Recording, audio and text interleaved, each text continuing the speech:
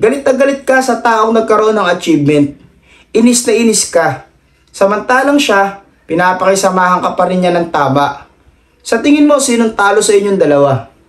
Habang siya relax na relax kung makisama sa'yo? At ikaw naman, inis na inis kapag kaharap mo na siya. At nilalabas mo na yung inis mo kapag di mo na siya kasama. So ngayon, meron lang akong isang tanong no? Bakit kaya may mga taong ganito, no? Yung mga taong ayaw sa'yo, ayaw na nga sa'yo, sinisilip pa, o pinapansin pa, yung mga bagay na meron ka. Usong-usong ngayon yan Like for example, sa mga magkakaibigan, madaming ganyan ngayon. Yung tipong pagkaharap mo, akala mo tuwan-tuwa sila sa achievement mo. Pero hindi mo alam, pag di mo na sila kasama, pinag-uusapan ka na nila. Nakesyo si ganto, nagkaroon na ng ganto, nagbago na. Tapos si ganto, nagkaroon na ng ganto. Ayoko nang makasama.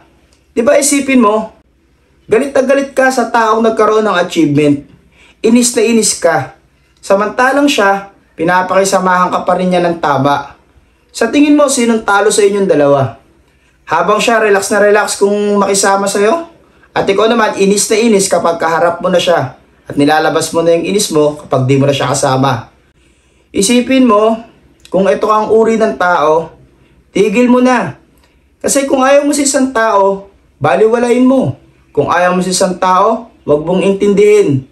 Kasi ikaw yung taong binibigyan mo lang ng stress yung sarili mo. Galit na galit ka sa taong wala namang galit sa'yo. Inggit na inggit ka sa taong wala namang inggit sa'yo. Kaysa punahin mo ng punahin yung achievement niya na nagiging dahilan ng kinaiinggitan mo, ba't hindi mo nalang tignan yung pinagdaanan niya bago niya maabot yung mga bagay na meron siya ngayon? Diba? Gawin mong inspirasyon, wag mong kainisan. Yun lang yun. Alisin mo yung inggit sa sarili mo kasi walang gamot sa inggit. Yun lang. Peace.